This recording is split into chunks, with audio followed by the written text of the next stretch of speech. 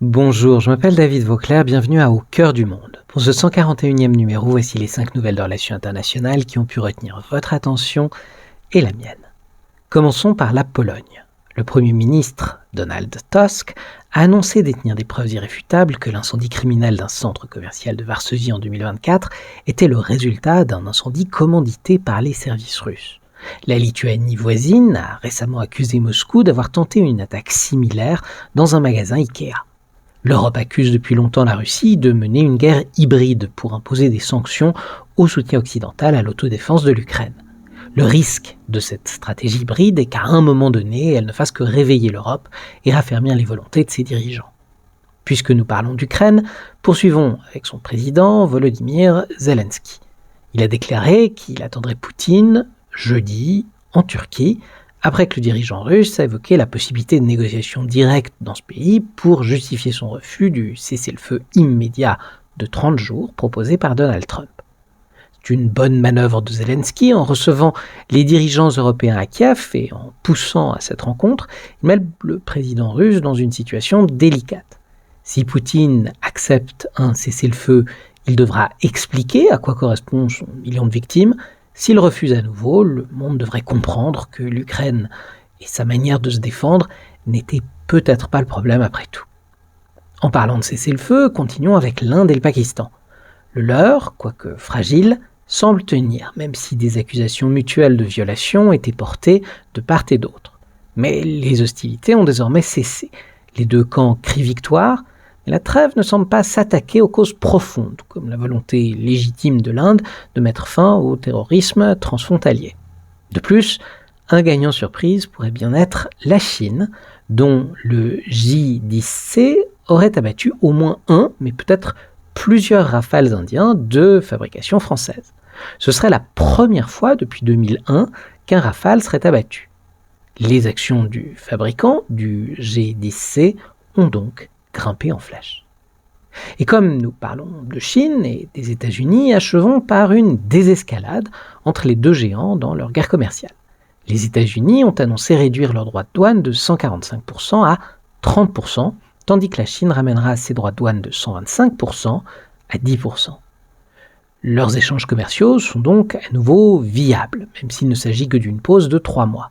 Les deux parties affirment que ces négociations, en Suisse, étaient le fruit du désespoir de l'autre.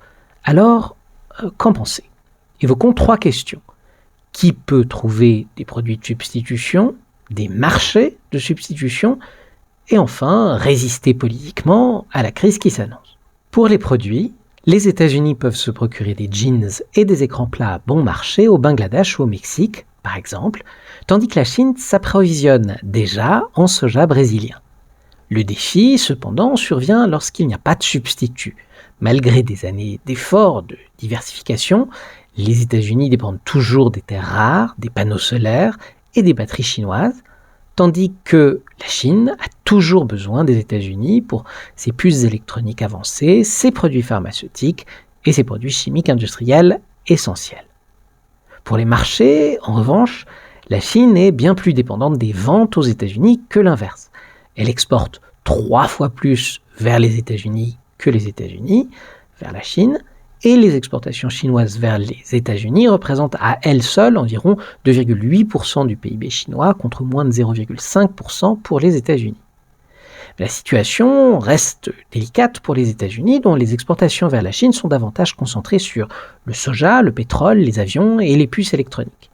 La Chine est le premier acheteur mondial dans chacune de ces catégories et personne d'autre n'est disposé ou capable d'acheter autant de soja ou de Boeing américains.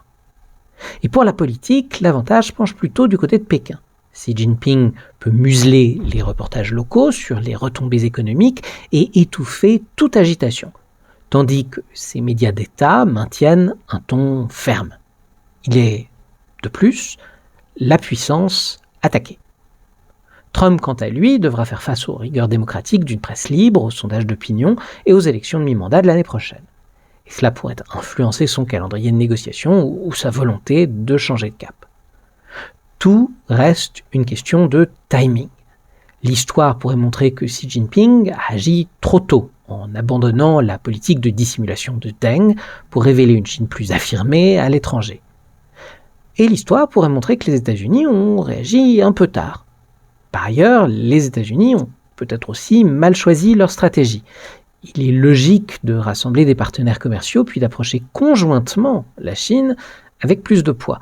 Mais cela s'est déjà produit. Il s'agissait du partenariat transpacifique, ou PTP, et cela aurait placé les États-Unis à la tête d'un accord couvrant 40% du commerce mondial. Mais lorsque cet accord a été conclu, l'opinion publique américaine sur le commerce s'était effondrée et les deux candidats de 2016 l'ont désavoué. Et même si une future administration souhaite revoir ce type de stratégie, 2025 n'est plus 2016.